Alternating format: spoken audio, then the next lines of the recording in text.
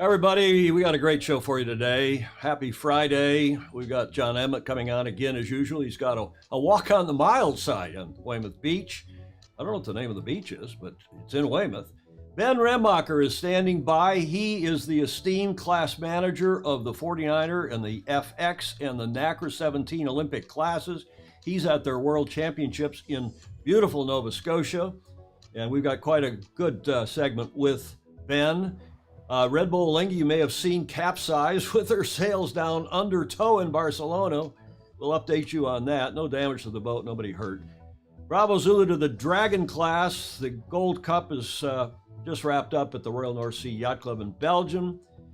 And a preview of the Rolex Maxi Yacht Cup in Yacht Club Costa Smeralda, Sardinia, starting on Sunday. Thank you for joining us. Let's get this one off the dock. 7, 6, 5, 4, 3, 2, 1.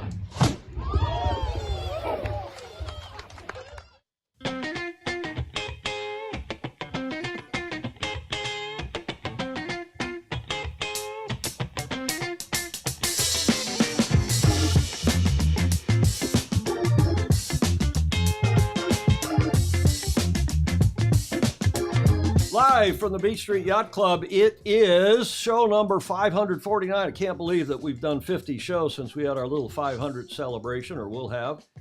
Julia's with me, of course, my co-host, Commodore of the Beach Street Yacht Club. Julia, I trust you are well. I am. And you're not going to evict me for not shaving? It was close. Very close. You're not going on strike without... I threatened to, you know. I know she did. So, you have to obey your landlady and your Commodore. She is both. We got a lot of people on here already in anticipation, I'm sure, of having Ben with us, Ben Ramacher. Good evening from Weymouth, Emmett is saying. Smith is saying good evening from Denmark. David James from across the bridge in Sausalito. John Lammerts Van Buren in Holland. In the Low Countries, in the Netherlands, Ted Ryman from Cape Town as usual. Ed Worley here from California as usual. Alistair Murray, G'day from Melbourne. Arctic, he says it's cold there. Stingray's up in Seattle, sunny but mild. We mentioned Gordon Smith, the weather in Denmark. He had a shower and put on his pajamas already. It's late night, Friday night, have a cocktail. Gordon. Hi, Ellen Long. Hi, Pedro Foiling Sailor, whose birthday it is today. To celebrate PFS's birthday. Ed Vitrano's in Palm Springs. The only water there is a mirage, he said. And a lot of questions, a lot of comments already. Gorgeous scarf, Julia. That's what Stingray's saying. Oh, thank you. And Chris Exley, as usual, in Massachusetts, just outside of Boston, sunny Salem. Warren Schlosser down under in Brisbane, as usual. Welcome to all of you. Julia, welcome to you. I, of course, am your host. Last I knew, I think we can take the lower thirds off and get into it. Thanks again for joining us. As usual, we get into our pre-start, the Castle Cove Sailing Club in Weymouth in Great Britain. We like that shot. Anybody wants to send a picture of their race committee boat in, we'd gladly include it. Maybe John wouldn't appreciate it. We replace his home club, his home club's race committee boat. I just want to thank again, well, I haven't thanked them yet, but this is Chris Ray on the right with his wife, Kim Jones, St. Francis members.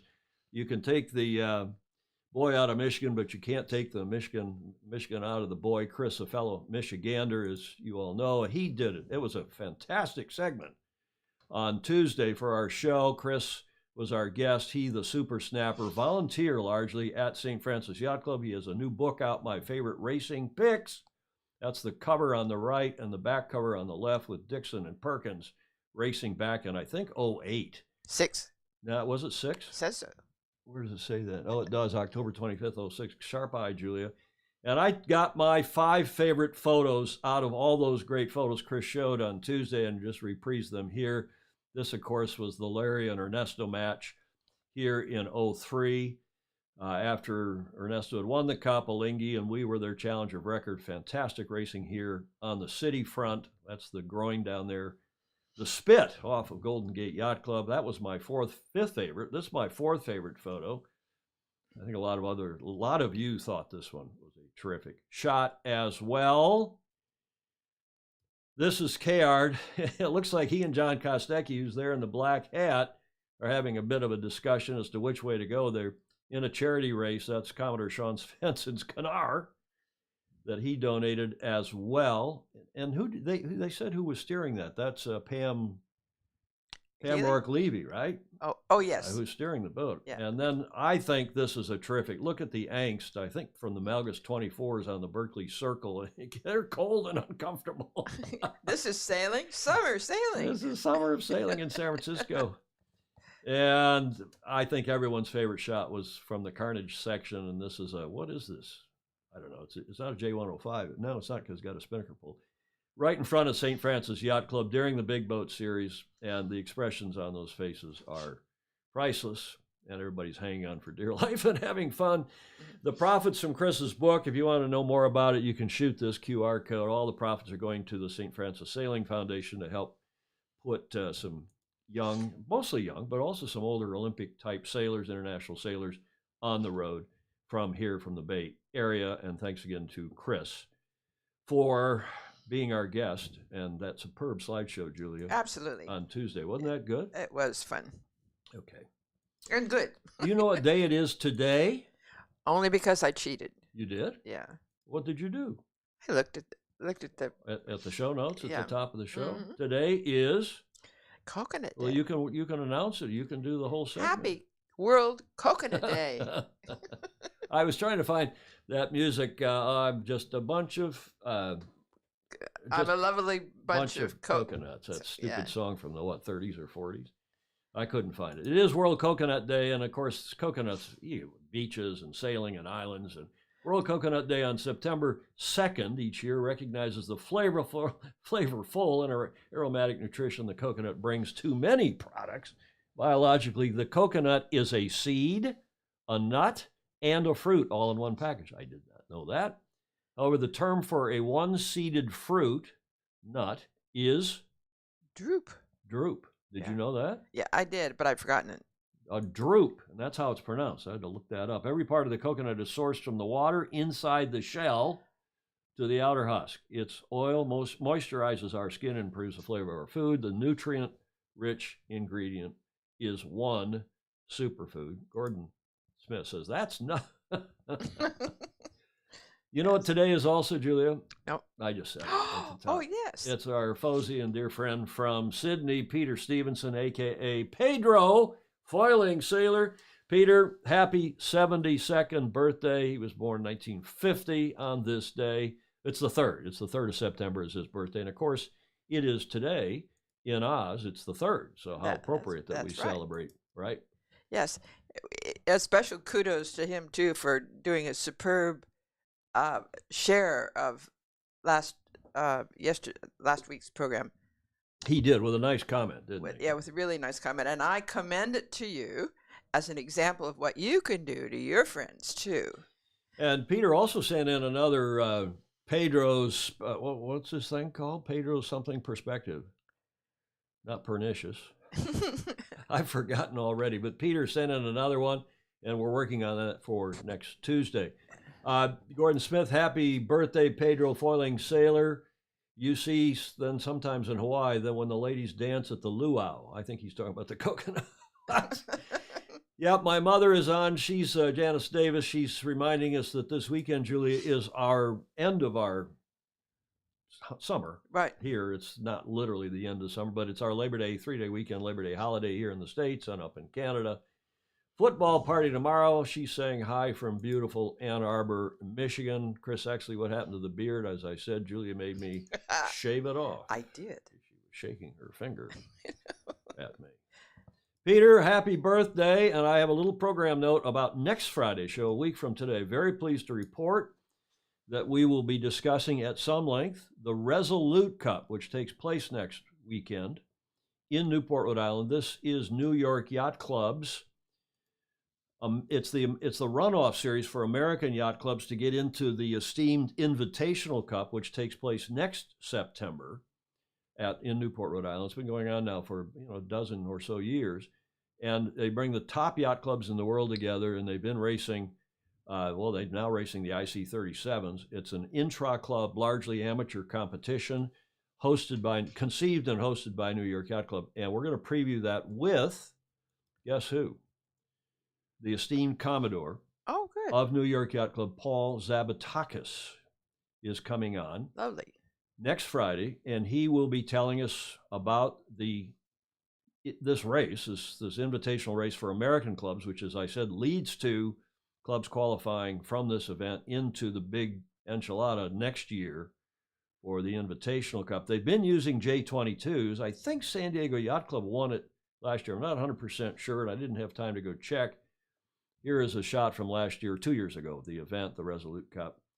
And they've been using the J22s, and now they have a brand new fleet of RS21s, which will make John Emmett and a few others of you quite happy. And that's what they'll be racing, I believe, this year. And you can see the Newport Bridge in the background. We'll have a bit of a preview of all that and what's going on with Commodore, the current Commodore, the esteemed Commodore, New York Yacht Club Commodore Paul Zabatakis, next Friday. RS21s, Emmett is saying, great boats. They are indeed. Looking forward to that show, Julie. We haven't had a Commodore of New York on here in a while. Right. And we've been getting IC37 updates, and we'll talk about some of the cool stuff that's going on in Newport, and that New York has had a great summer. Yes. There. Great. As well. So let's get to the starting line now into the B block. And we like to, as always, start with John Emmett. I avoided that starting horn. Did you hear that? I turned it down. The horn is too. Coach's Corner with our Olympic coach and by now dear friend. You know, I don't think we've ever met John Emmett. I haven't. Not in person. Or if I have, it was we were at some cocktail party and didn't really know each other. But we feel like we know him like a brother now, having spent a lot of time together. And he's given us yet another report from the beach on the last Friday before school opens in, I guess, in the UK, as well as, I mean, some of the schools are already open here. Yeah. The early starters. But traditionally, we never started. When did you start? After Admissions Day, which is September 9th. We always started on the Wednesday after Labor Day. Well, that's we had kind of had Tuesday to catch your breath. And then we goes, from memory, we went to school on Wednesday. And I don't know why they start so darn early. I guess there's more holidays and more teachers in service days and whatever else. But a lot of schools have already started. I see the schools here in the marina have started when I was out picking up your new computer yesterday. Uh-oh. How's your new computer? I don't know yet. Beautiful. I got talked into it. Tell them what kind of computer you got. It's a Mac 14 inch MacBook Pro. It's really the best computer either of us. Well, this Mac Studio is pretty good, but that's a desktop. Your laptop is really cool. I'm going to help you set it up this week. Thank God. Yes. Coach yourself to win Worrywart. Good day to all. Hi, Joy Shirell out in Hawaii, and we got Ben Ramacher joining us. He's live. We did a tech check with him. He's standing by up there. How's the background noise? You get rid of all those croutons in your broadcast studio and area there? Yeah, I'm upstairs of our broadcast studio in a lofty environment, and happy to be here with the Fozy and you two. Okay, we'll get back to you in a sec, Ben. Thank you very much for coming on. Ben Ramacher, who's the esteemed class manager for the 49 and the FX and the NACRA class. And we'll get to him right after we do John Emmett's Coach's Corner for today. Hi, Tom, Julia, and all the Fozy. I join you Friday morning. This is recorded pre-show on what I believe is the last weekday before the schools go back.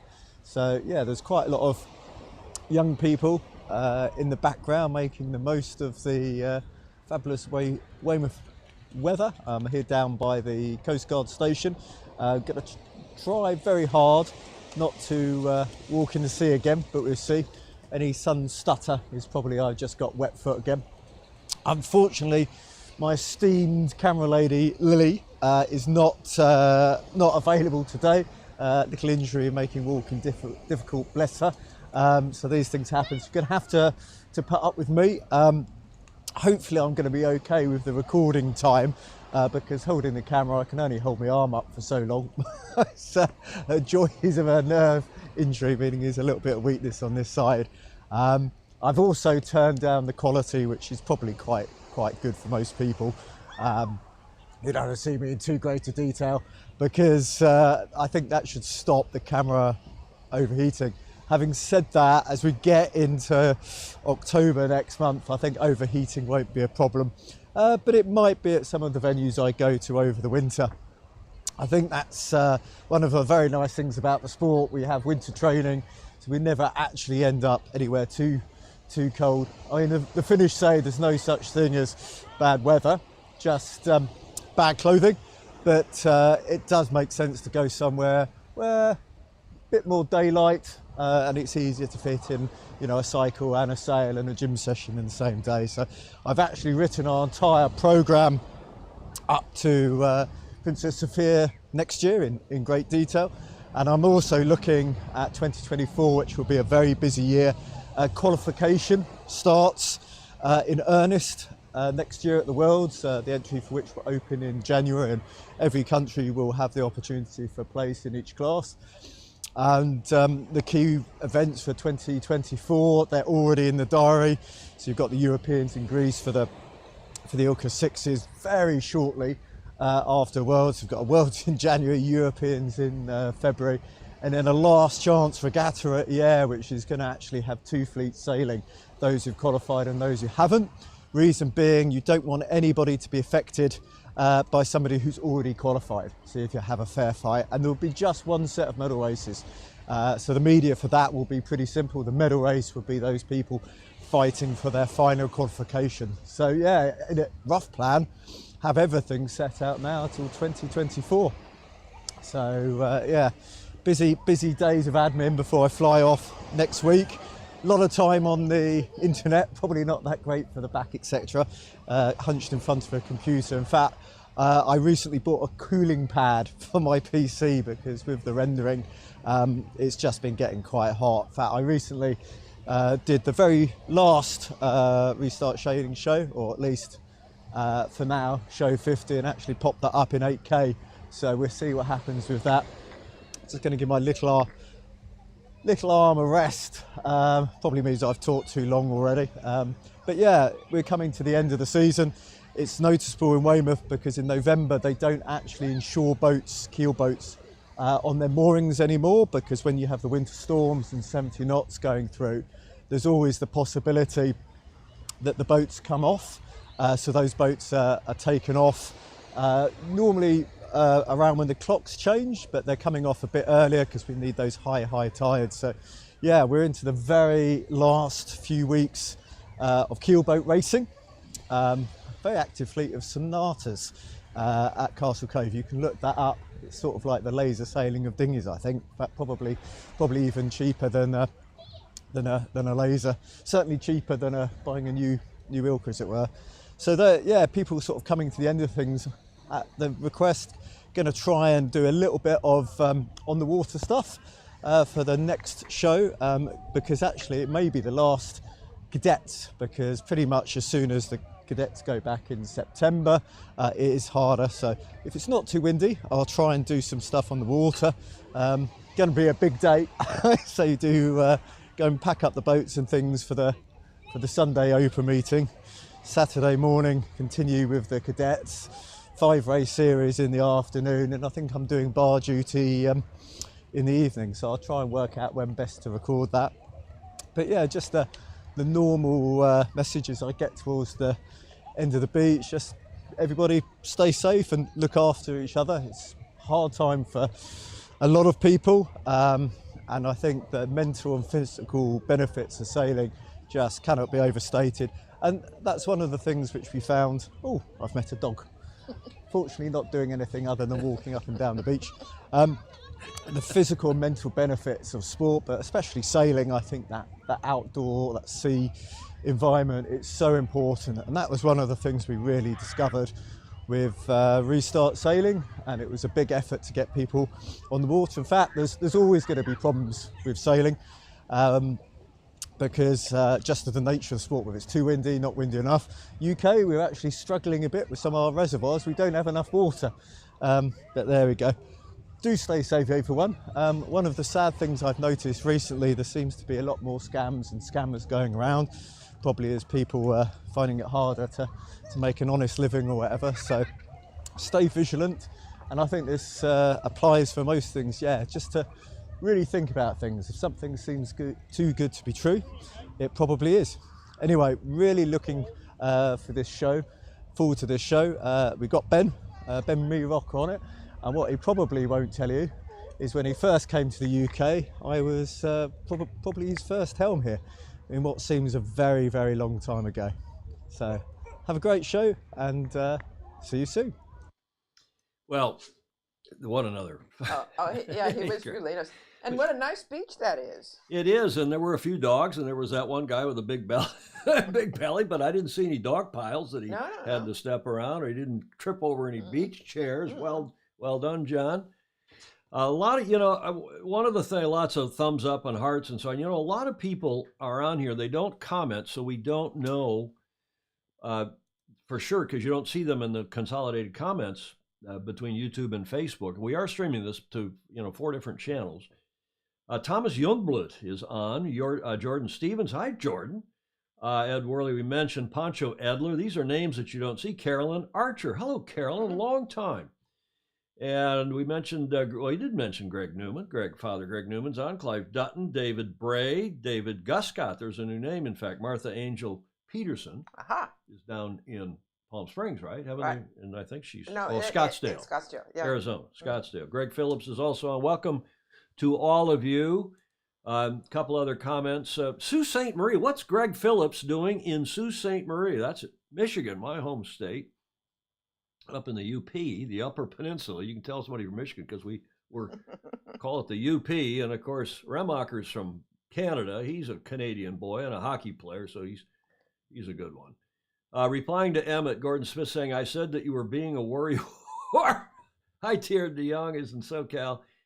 I couldn't tell the difference in quality. I couldn't either. I downloaded it at 1080, his video, so it's, whether it's at 30 or 64, it doesn't matter. We're talking technical. Lots of tanning going on, not one budgie smuggler to be seen. And Julia's probably happy about that. Stingray saying 7 dogs in a row. I don't know. We all grew up wearing Speedos, budgie smugglers, and now nobody wears them because they're too modest. Hi, Andrew Pindar is on, and Gordon, it is amazing how many projects John Emmett has got going on at any one time. Smith also saying, Lordy, we missed the seafront on our visit. I just know there are fish and chips there somewhere. John Emmett, thank you very much. That, of course, is brought to you by John Emmett Sailing. Get to the front of the fleet, and the esteemed coach that he is, and just good guy all around. Yeah. Let's go to Ben Ramacher, who is standing patiently by. Ben, welcome once again to the show. What's this, your 3rd or 4th time on? Yeah, something like that. Tom, thanks for having me on. Thanks for having me, Julia. Nice to see you all again, Fozy. We can hear you, but your video froze up. You got to get those other croutons in that room, your television room there, to turn off their phones and other stuff that maybe is on the Wi-Fi, because it was great in the tech check, but we're having freezing video from you right now. Now it's working. Hopefully it sorts out. We just got a fiber optic cable laid in here, so it should be good. So hopefully it does clean up. I think the fiber's probably good. But are you on Wi-Fi or are you hardwired? I'm on Wi-Fi, so it's true. There could be a couple people downstairs who've been trapped to their seats all day, taking up the bandwidth. Yeah, if you can get anybody to do that, would help. But you're looking good. You are on a beautiful part of the world. But before we talk about Nova Scotia and your world championships that are going on there, let me take you and everyone else to beautiful Lake Como. And why don't you voice this while I roll the video from 4 weeks ago from your junior worlds? Ben. Yeah, here we are at Lake Como. This was the largest junior world championship we've ever had as the 3 classes, so records in each of the 3 fleets. I kind of felt like maybe the world was going single-handed there during COVID for a while, but I guess once the chance arose, everyone wanted to be social again. We had fantastic wins. We were obviously hosted well. They have quite the lifestyle there in Lake Como. Kind of like Lake Garda at the north end where we were, though it was a little less windy, so only modestly strong winds every day instead of blow the hats off winds, and a little less busy, so altogether lovely. I've never sailed at Como. I wonder how many of our Fozy have. Sailed a lot at Garda, judged at Garda, and they're right next door to each other. And then my daughter Meg went to school at the next lake up, the big lake, and just across the border in Switzerland, Lake Lugano. She went to Franklin University there, so we know the lakes. But is the sailing as good on Como as it is on Garda? Well, we were there. It was fantastic. They still have the same anabatic, katabatic driven winds from a giant mountain, 10,000 foot mountain right at the head of the lake. It's just a little less strong than Garda. And we thought that was probably a good range for our junior sailors. We still got blown out one day and almost a second in terms of the top end when it built. So there's still plenty of wind, but altogether manageable. And, we had, I think, double digits and knots every day. So yeah, great sailing. Well, why don't you tell us where you are? I'm going to show some pictures of this beautiful part of the world, Nova Scotia, called Hubbard's Bay, Hubbard's Beach, rather. Hubbard's, I guess, is the town. St. Margaret's Bay, just to the west of Halifax. Yeah, this is St. Margaret's Bay would be the spot for the sailing, and the town is Hubbard's. It's in the province of Nova Scotia, but just sort of suburban distance away from Halifax. That's the big beach that's looking out on our race courses, and it's been just a beautiful spot. It's a perfect temperature here. The water is actually a part of the Gulf Stream, so the water's over 20 degrees. It's been over 25 degrees all Celsius every day that we've been here. So it's just the perfect summer venue. And St. Margaret's Bay is famous for its strong sea breezes. They call them Bay Days. The bay is huge. It's probably like 5 English bays where I'm from or more, and it's right open to the ocean in one direction. So day one, we had massive swells coming in from the ocean, and obviously if it's from other directions, it's just wind blown. So yeah, really famous sailing spot here, and they've certainly treated us well. Now, you're a Canadian. Did you grow up? I mean, you're living in Vancouver now, I know, but did you grow up in Vancouver or elsewhere? Yeah, I grew up in Vancouver. I've only been here once before. When I was 16, I drove my Dodge van out that was older than I was, and drove all week. Got here and actually came right into St. Margaret's Bay and got taken care of by the locals. We raced a couple races, and then we went into Halifax and raced another race. And that trip gave me 2 impressions of this place. That was great sailing and super friendly people that were more than happy to help. And that's been the case 25 years later. Now, you were an Olympian as well. What class did you sail in and when?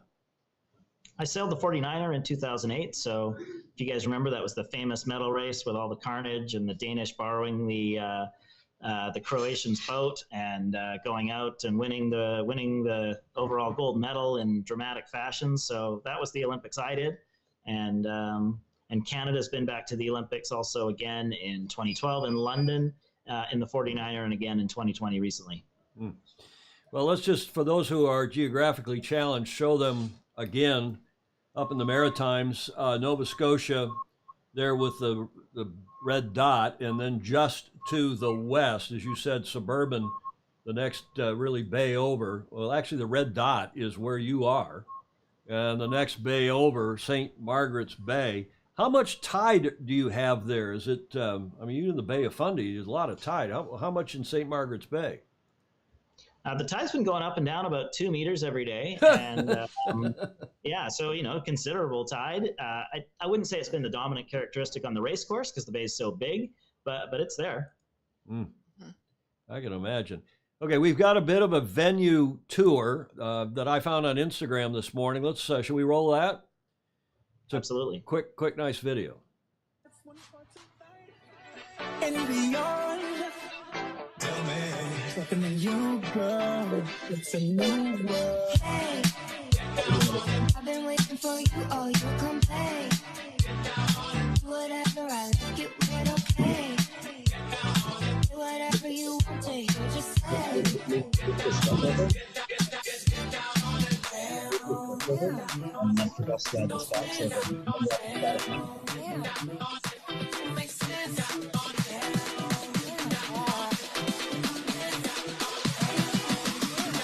How you gonna do it if you really don't wanna dance?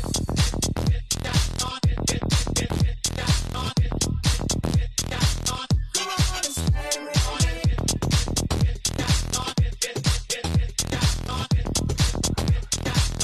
wanna do it if you really don't wanna dance. Well, that was. I hope we don't get a copyright strike. I hope that's not copyrighted music, but a nice video indeed. Alistair Murray is checking in. He's saying, I had an amazing sailing holiday a few years ago on the Bredor Lakes in Nova Scotia, beautiful part of the world. Julia, Yes. you sailed on the Bredor Lakes with Harry Anderson, right? Yeah, yes. The late, great Commodore, New York Yacht Club Commodore, my dear friend. Yes, no, it is a beauty part. It is indeed. David Richard Moore saying that was an edge of the seat 49er final. Yeah, it was. And after all, what was that again? Was that 08? Yeah, that was 08, the medal race in Qingdao. Qingdao. And lots of other, Julie Aaron's weighing in from Cleveland. She's saying that European men wear Speedos. Marcel, her husband, will be 83 tomorrow, and he still wears a Speedo, and he still looks good for an old man, no hanging belly. Good for him. Stingray's asking about water levels, the mention that John Emmett made. The water levels in the reservoirs in the UK, John, maybe you'd put a comment in. Somebody else did. Did they?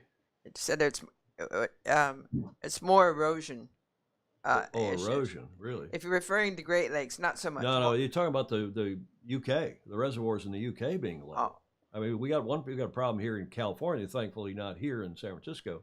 Yeah. Where it's going to be in the low 100s Fahrenheit, but not us. It's going to be our usual 61 here because the sea breeze is going to kick in. Why are we talking about the weather? Everybody talks about the weather and doesn't do anything about it.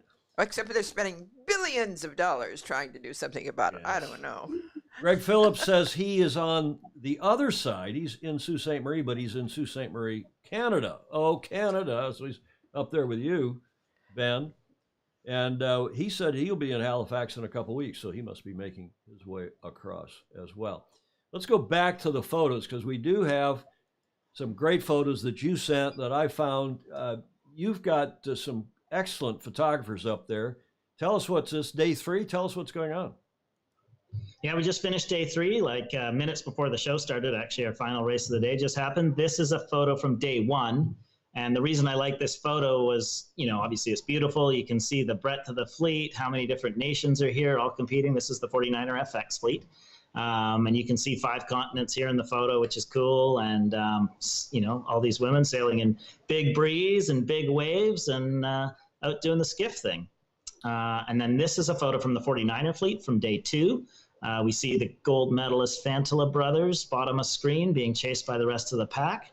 Again, a nice, beautiful shot. This one's from a drone photo. Here we have, actually, I can't tell who that is. You must have slipped that one in. But, one of the teams sailing their Nacre downwind, looking good, facing the other way. Everybody wearing helmets? Nacre 17 is mandatory, yeah. So that rule went in when we started foiling, and only the I don't know if you remember from hockey the grandfathering rule. So there's a few players that never had to put their helmets on. So Santee, our current president, at one time argued for a grandfathering rule, but we didn't let him have it. So even he wears his helmet now. Sponsored by Red Bull, so he probably has to. Well, Julia, you know what they say about hockey players.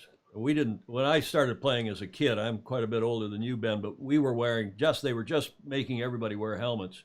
And there were, as you said, there were still some NHL players who didn't wear helmets. And if you were an NHL player from the era when you weren't required to wear helmets, you were grandfathered, you could carry on. But hockey players are really smart because they've been wearing cups since the late 1800s and helmets only since the late 1900s. We know which is more important. We know what's more important, right, Ben? Sure is. I pulled this off your website. And they're just some excellent photos. I mean, this is high-res, beautiful photos. And this obviously... This is our defending world champions, Odile van Aanholt and Annette Deutsch. So Annette has won 2 world championships in 2018 and 2019, and then won the silver medal.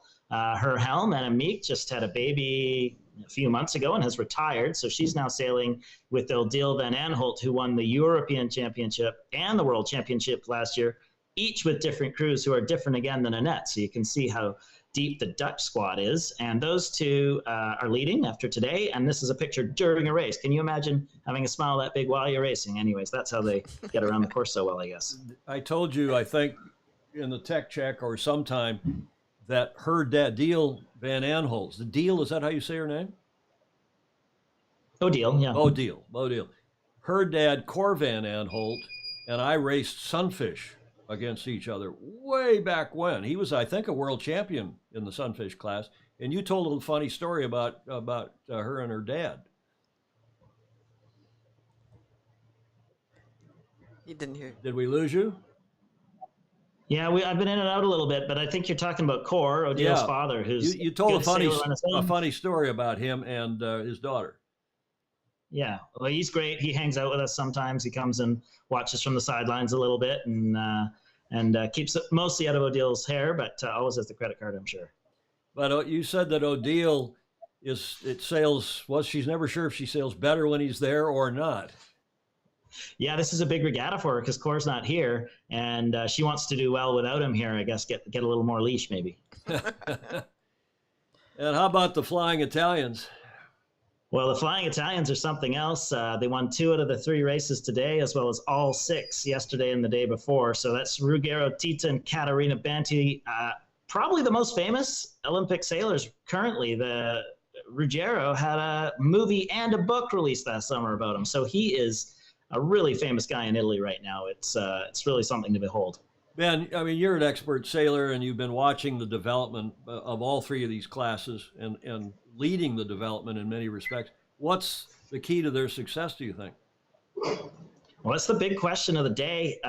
We've got loads of top coaches and loads of top sailors watching every video they can, watching them in real life, trying to figure out what they're doing. The only thing I've really noticed on the water is they take a really smooth line into and out of marks, so less of a U-turn and more of a glide around to keep their momentum and their foiling flow and whatnot. So that's windward marks and leeward marks. But, you don't win 8 out of 9 races just on that. So there's more going on there. We just featured 3 races where they won 2 of them. So if anyone wants to go back and figure it out for us, there'd be a whole fleet of sailors who would be happy for the tips.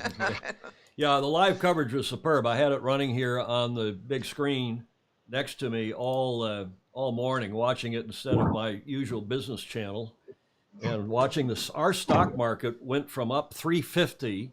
The Dow went from up 350 to down 2.5 today. It was unbelievable. Emmett is saying lots and lots of marginal gains.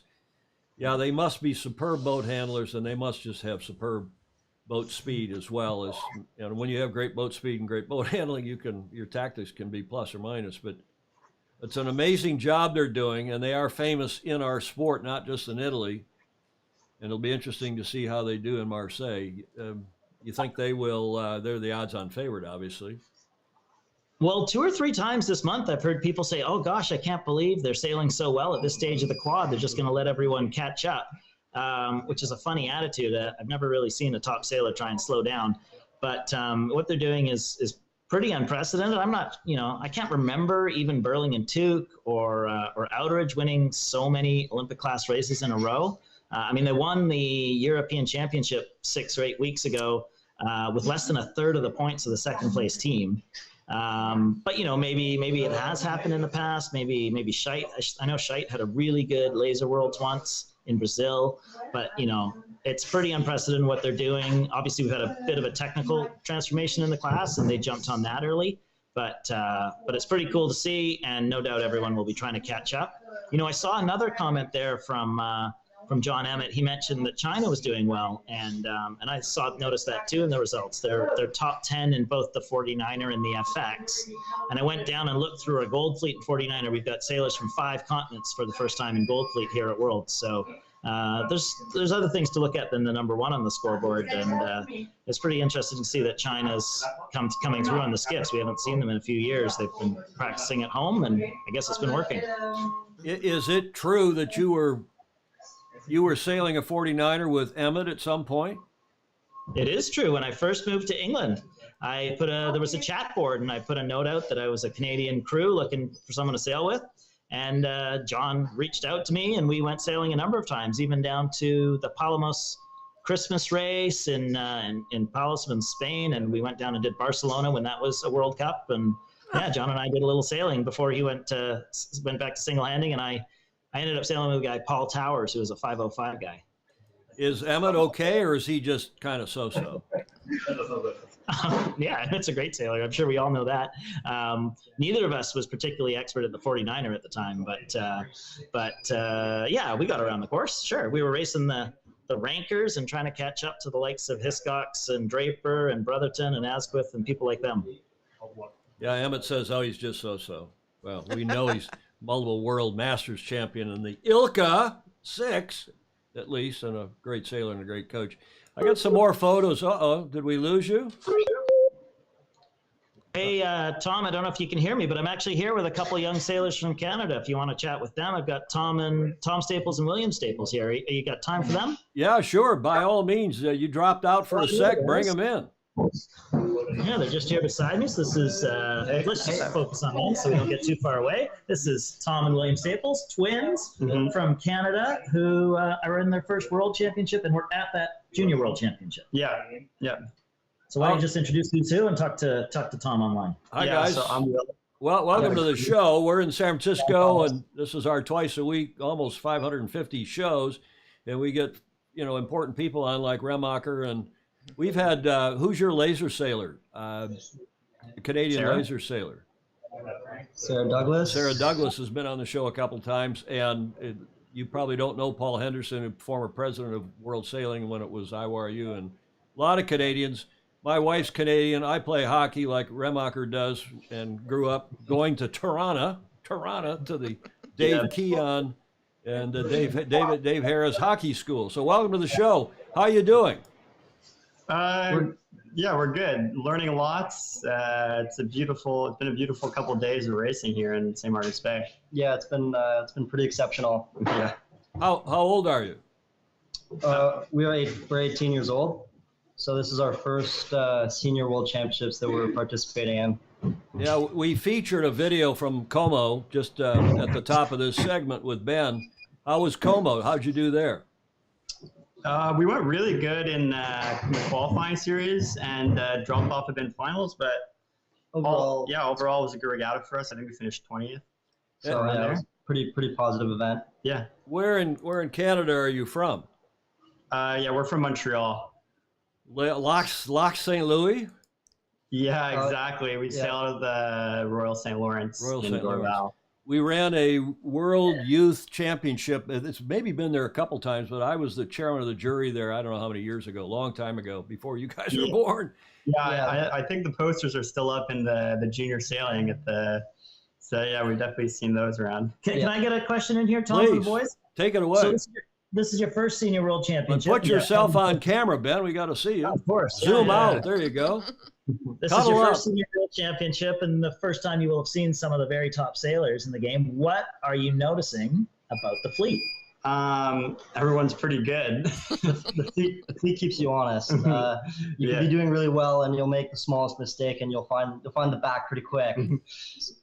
So I think everyone's just super polished and you got to be a super well-rounded, not only racer, but 49er sailor as well. So, yeah, I mean, I think it's inspiring for us to have little moments where we're up there and shows that we have a lot of work to do. Well, it must be tough because I'm from a lake in Michigan, light air, flat water, no tide, and you guys are sailing, you got a little bit of current through Lac St. Louis, but you're now sailing in 2 meters. Ben was telling us 2 meters tide and a lot of breezes. That's quite an adjustment. Yeah. Well, we've been training here quite a bit actually with the 49er Canadian squad. So it is a bit of an adjustment, but we're kind of used to it now. I think we've done a total of 60 days here. So. Yeah, we were here last October and last May, so. We've put out a lot of days on the bay, so it's starting to feel a little more like home. Yeah, 60 days. Say again, Ben. 60 days on the bay. I mean, that's some real prep for this world. Yeah. Hey guys, you got a question from Trevor Perech. Thomas Staples, William Staples. How is the transition from the 29er to the 49er? Well, I think the transition is definitely made easier by the 49er FX.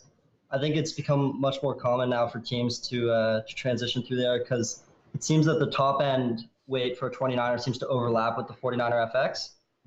and it's quite transferable skills from the 29er to the 49er. Yeah, I mean the racing stuff is pretty similar. It's just figure out the bow handling and the tuning aspect of the 49er. But yeah, we did a lot of 29ers. We went to the Youth Worlds, and during COVID we switched over and sailed FX, and now we've been doing full rig for a year. So it's been definitely challenging. You got to get bigger, fitter, smarter, but it's been good fun. Do you guys get along in the boat and on shore? It's your twins, your brother. You know, it's always interesting to hear about the dynamics between siblings. Who's older? Who? You know, one of you's older by a few minutes, I guess. And who's driving? Yeah, I'm older. Will's older by a few minutes, yeah. But yeah, well, I think no one can get under your skin like your brother, but you normally you figured out. We've been sailing together since we were 13, so we figured out how to keep ourselves cool and stay in the solution. Yeah. Ben, you want to wrap it up? Ben must have another question or two. No, these guys are pretty tired. They were falling asleep when I dragged them up here. So let's let them go home.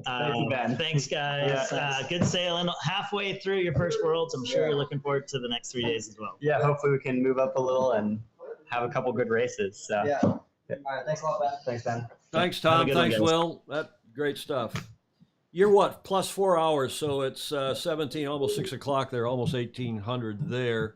I've got some more slides. You know, if you have time, Ben, take us through. These are slides from the British sailing. It's interesting how good the promotion is, that the promotional job that the Brits do, and of course they're at the top of the ladder, and the other ones are the Aussies. I got the video from Nathan Utteridge's brother Bo here at the bottom of this segment. But how are the Brits doing? Yeah, John and Anna, that's John Gibson and Anna Burnett, who are silver medalists from the last games, European champions last year and world champions last year. And they are, I'm just pulling up the results because I didn't see the last race. They're not having their best regatta so far, but they're in fifth. So they're in striking distance, about 15 points back of second. And of course, the first place scores are all gone to Rugi and Katarina. So I talked to John quite a bit. He's on our executive, and they're struggling a little bit with this transition. The boat has completely transformed since we put these articulating rudders on it. 1,100 euros was the cost of the full upgrade, including the parts of the gudgeons and the ropes and everything. And the boat's going 17 knots upwind instead of 12 knots upwind. So it really is a reset. And they've admitted to me that they're struggling a little bit with some of the upwind foiling and their old settings not really being so helpful. So they're going to work through it. They're a top class team, and they're on a path to potentially medal here still. So that's how their week's going so far. How about the Brit FX ladies? We just had Saskia and Freya, who had a great day today. We interviewed them during our live broadcast just an hour ago. They had one of the best days, if not the best day on the water today, in the shifty offshore winds. So Saskia went to the games with Charlotte, Dylan Fletcher's bride recently, but Charlotte retired, and there's a new skipper there, Freya Black. You can see her just bottom of the middle of the picture there, standing behind Saskia with the blonde hair. And they had a fantastic day today. Nice pictures, all courtesy of the British team, British sailing team. Here's their 49er. Yeah, GBR 140. I'll just have to double check who that is, but they're obviously having a decent race there. So the British have probably 6 or 7 teams here, I want to say. So there's 3 in the 49er fleet, and I just can't remember all their numbers yet. No worries. So anyways, nice picture. Yeah, it is. And it looks just like a beautiful area. Has your weather been this good the whole time? Yeah, one of the guys came up to me. He's like, Ben, you're not going to tell me it's this night here all the time. And I was like, of course it is, 365 days a year. But we all know the truth. When it was during COVID that we did the final walk around for the site before signing contracts, and the guys were out and on the WhatsApp video call showing me the site, pacing off the ramps here in a minus 20 degree blizzard, freezing cold. So it didn't freeze last winter, but most winters it does. So they've got the good weather in the summer, and then quite a difference in the winter. How are the Americans doing? I know Paul Card is there or was there watching over his team. Yeah, Paul's here, and there's a huge American contingent here. I want to say more than 20 boats. So I would say the vast majority of them are relatively new teams. We've got senior teams in each of the fleets, though. And Riley Gibbs is back in with a new crew. Lara Weiss, Lara with two last names. He went to the Olympics for America last time in the 470, and we've got, I'm just checking how they're doing in the 49er. Let's see who made Gold Fleet. Barrows and Henkin made Gold Fleet, and oh no, is that it? Nevin Snow and Max Agnesi are in 28th right now, so unless there's a protest, they're not going to make Gold Fleet. So it's a little of a tougher break in the 49er for the American squad right now. But then lots and lots of younger teams who are first, second year in the boat, working under what's his name? I forget the name of your development coach. Can you help me out, Tom? Or am I too detailed here? The guy who lives in Miami, he's a South American, great Yeah, guy. that's right. Terrific, very popular coach. Sorry, I can't remember his name, but he's got a big squad of people who are here in their first worlds. Anybody else of note we should mention in any of the three classes? How are the Kiwis doing? The Kiwis have gotten fairly good press down in New Zealand, I see. Yeah, all three classes they're doing well. So Logan Dunnybeck and Oscar Gunn are in third place overall, so they had an excellent day today. The 49ers did 4 races today to make up for the 2 they missed on day 1.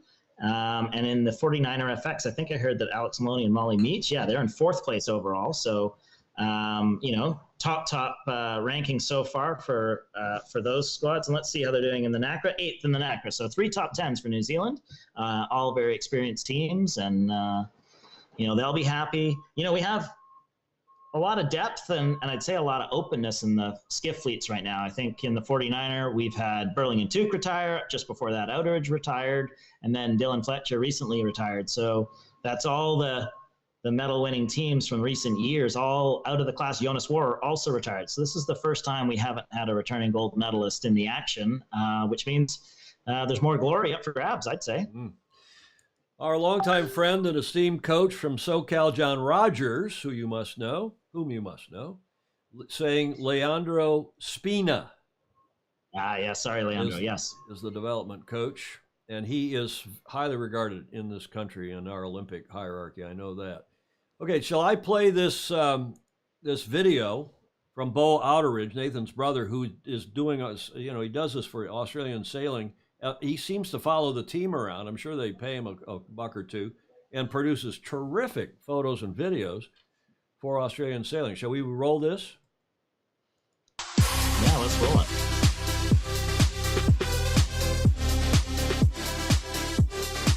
You can voice it if you want, Ben. That's the first time I'm seeing it, but this is obviously NACRA racing from, I think, day 2. And that's not that up. That's hang on. It was pretty frustrating. So the 49ers planing over one side of the course and we were just bobbing around. But we got 3 good races in. It was choppy as. But really cool racing, really fun. Mixed day for us, but enjoying pulling out wind, finally getting in the groove, which feels awesome, and really enjoying the racing. Straight line speed is good. Now we just got to work out how to tack and jive and do all the other things. Ooh. Don't do that. Lucky day.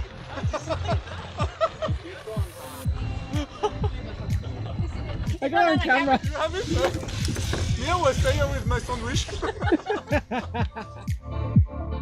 So that was Billy Besson, who I guess got his rig dropped on him or something. Yeah. I don't know what they were doing, but Billy Besson won the first 4 NACRA 17 World Championships before rejoining the fleet this year. So look out for Billy this in upcoming regattas. Well, he was sailing in Sail GP, of course, and is now back on the circuit. That's good. That's a Bo Utteridge video. If Jody's watching, he'll like that. His neighbor Stingray.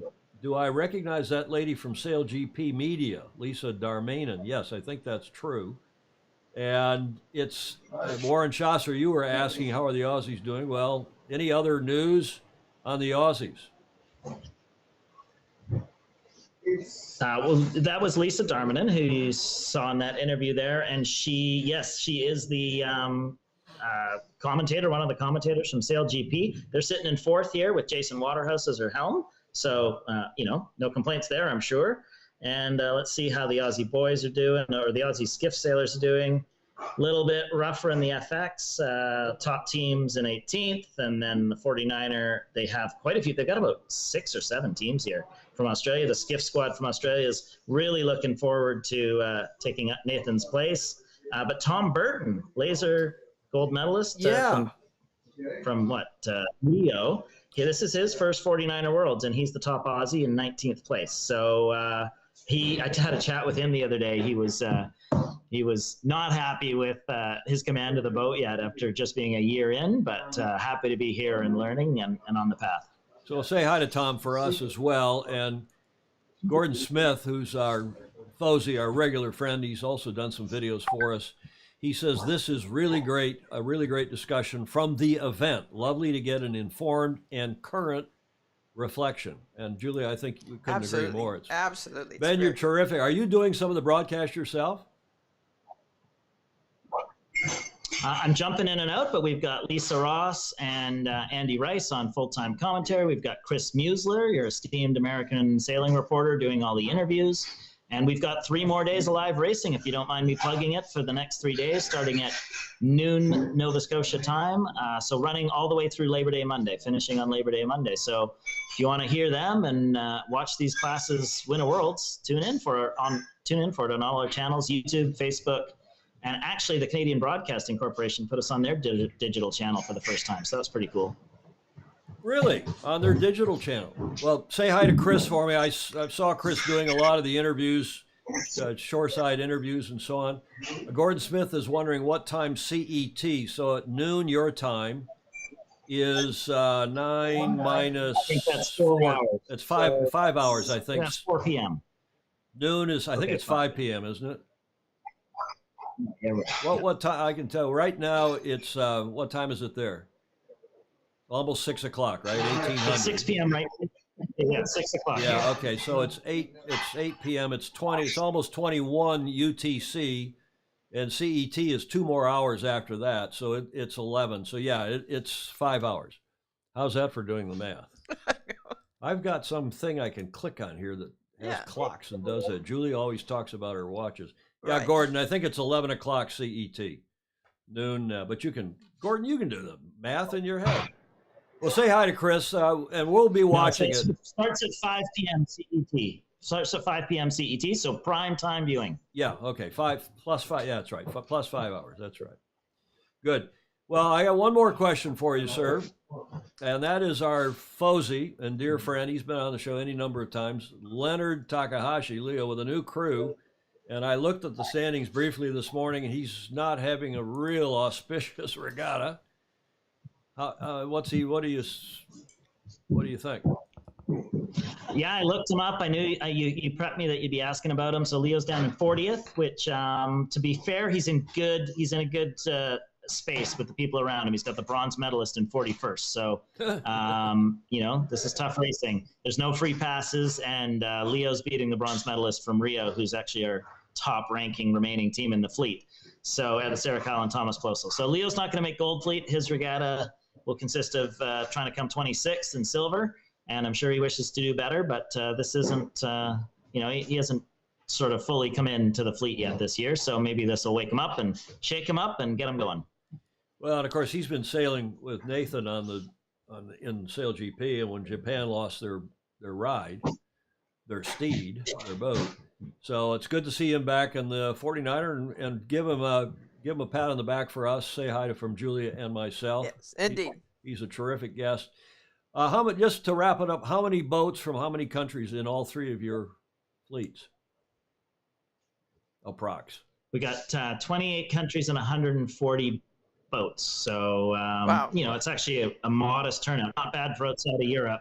But we were at 200, I think, in the Europeans. But you know how expensive shipping is these days. So a lot of the teams that were going to contend couldn't justify the expense to come over here. But on the other side, we did get a bunch of young teams from America and Canada and Mexico into their first top level championship. So that's the balance. So what's next? What's the next big event? Where are the teams headed from here? Where are you headed? Yeah, this is the end of the season. So the next big event isn't till Palma of March 2023. In the meantime, I don't know if you've noticed from our imagery, but the 49er fleet is going to fully adopt the North sails. So we're going to get them all new sails in November, and they're going to be tuning those up.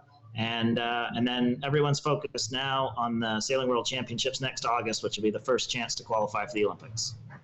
And that is in Marseille?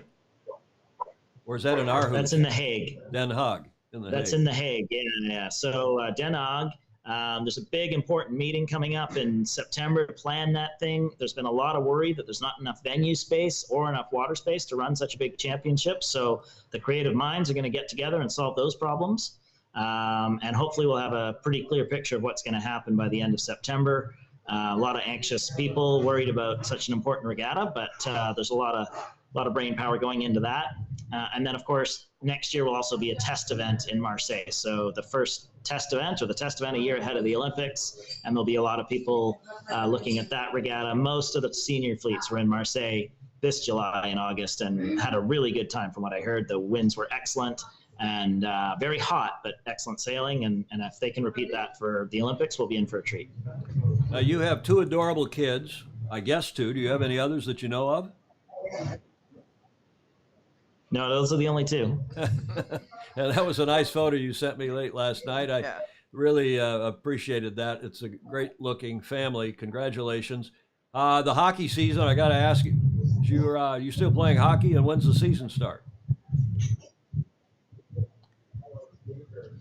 Well, my season starts on Friday, so I'll get home on Monday and straight into it. There's no rest for the wicked, but I'm sure the pros will start at the end of October. Vancouver Canucks could use a right shot defenseman if you know of anyone, so send them up our way. But, hope remains high before the games are played. Okay. Julia, anything? No, but enjoyed the on-the-spot and knowledgeable comments. It was terrific. Thank you. It really was. Ben, thank you very much. Have a great Labor Day weekend up there and a safe trip back to Vancouver, and we'll talk soon. Yeah. Goodbye, Tom. Goodbye, Julia. Goodbye, Fozy. Very nice. Yes. With Leah Takahashi there in the background.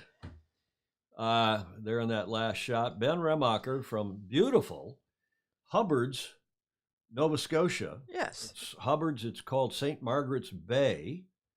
And gosh, they've had wonderful weather. 2-meter tides is nothing to, but no, a lot of Nova Scotia has that. Well, indeed, that corner of the world has very high tides, Bay of Fundy and so on.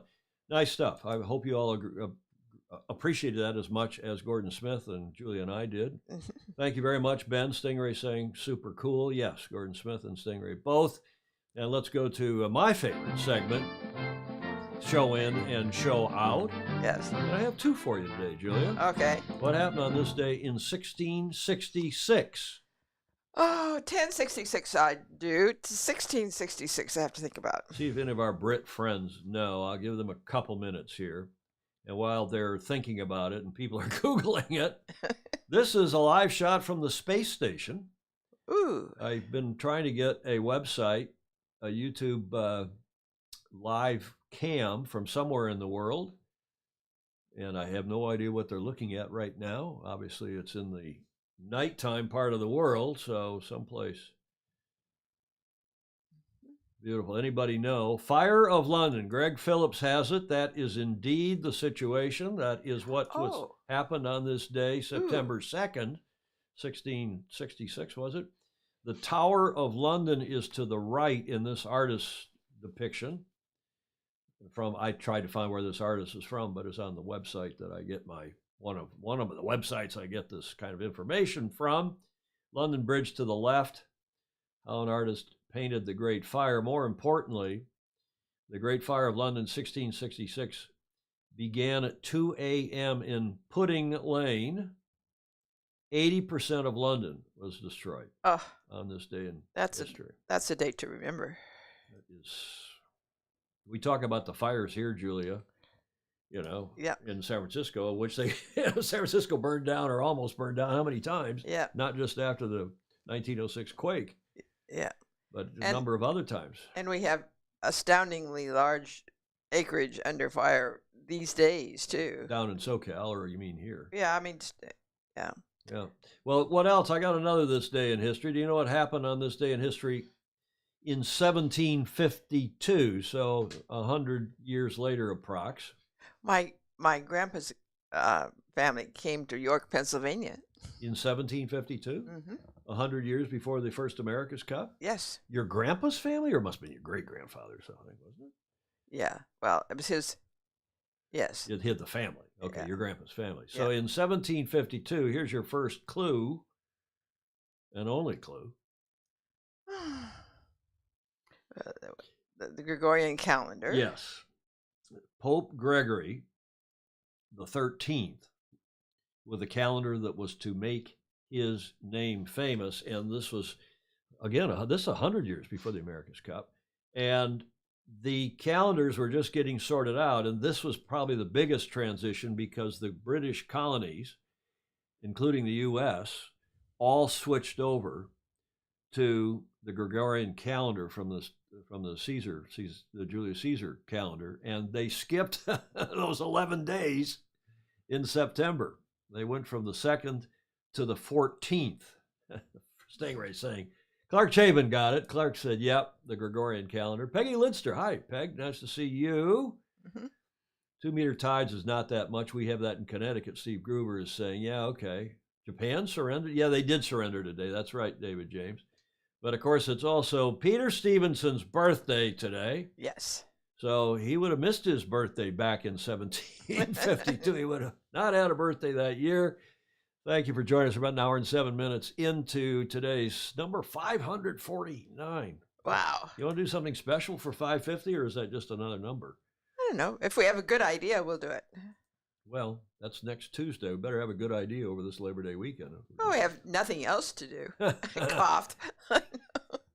Okay, Bravo Zulu.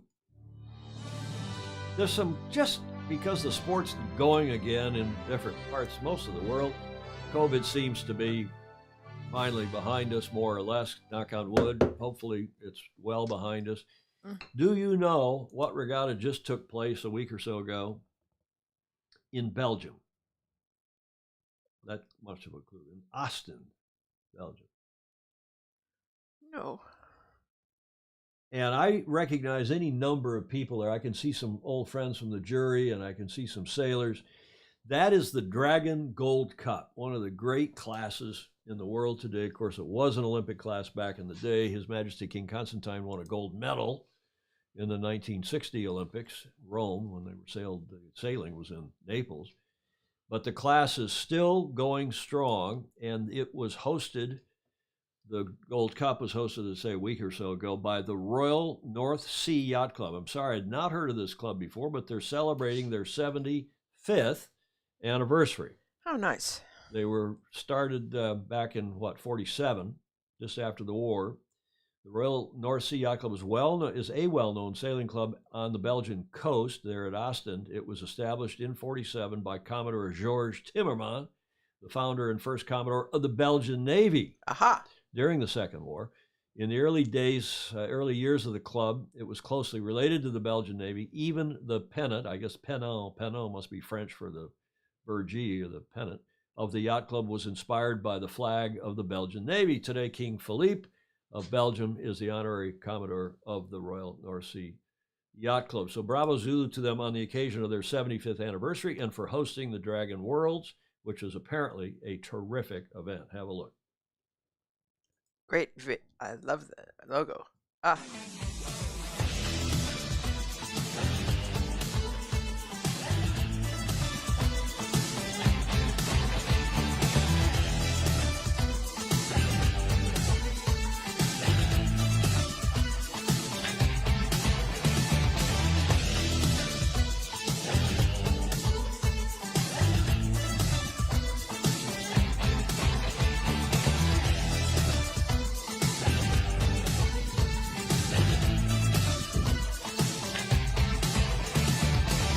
This morning we could lose 4 places or win 1 places, and we won the rest. So of course we are very happy, but we would like to be on the first 10.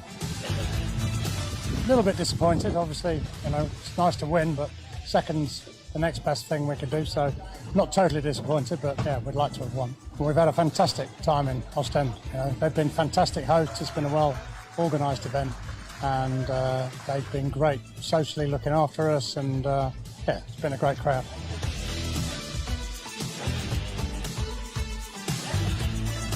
I'm extremely happy with the win. It's fantastic. Last year we won it with Peter. This year we win it with this, let's say, amateur team who joined up just for this event. It was young Kilian. He called me already, or came to me in spring and said, "Lars, I want to do it with you and George." I said, "Yes, would be nice, but there's a war and George is maybe not out of Ukraine." But he came out and it all, you know, worked out. So it's fantastic. Yeah. I also have to say the sailing out here was really quality sailing. Everything, the race management, the races itself, nice fair sailing, and nice fair fleet also. I did not, see anybody breaking the rules or anything. So it was like in the spirit of the Gold Cup, how it should be.